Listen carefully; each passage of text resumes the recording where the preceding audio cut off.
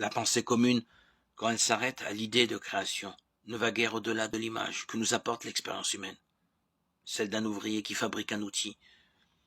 L'opération divine qui est à l'origine des choses ne se distinguerait ainsi de l'œuvre humaine que par son ampleur, tout ce qui existe, et par son intervention dans un lointain invisible passé. Une telle conception, dans la mesure où elle serait consciente, est purement et simplement absurde et ridicule.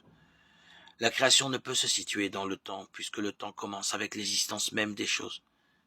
Certains penseurs, et des meilleurs, vont même jusqu'à considérer que l'éternité de la création, si elle est de fait contraire à la réalité, n'est pas en soi absurde. Croire à un Dieu créateur est tout autre chose. C'est essentiellement croire que tout ce qui existe à quelque titre que ce soit n'a d'existence que par sa relation avec Dieu qui la lui donne. C'est donc pour ainsi dire en vertical qu'il faut lire la création, non en horizontal. Pour tout ce qui existe, c'est dans le présent qu'il faut chercher la dépendance de son être par rapport à Dieu.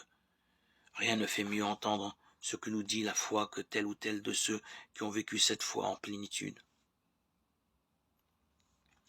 La présence de Dieu est à la racine de tout ce qui mérite le nom d'être.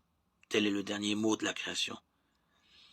Et ce qui a déjà été dit de Dieu permet d'aller plus loin, de voir dans cette présence créatrice le premier signe de l'amour divin, se communiquant librement lui-même.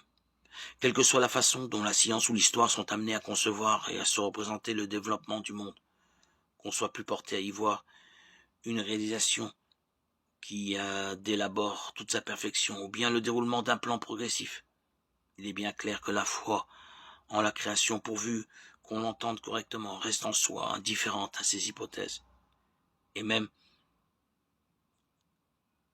qu'elle s'accommode mieux de la seconde.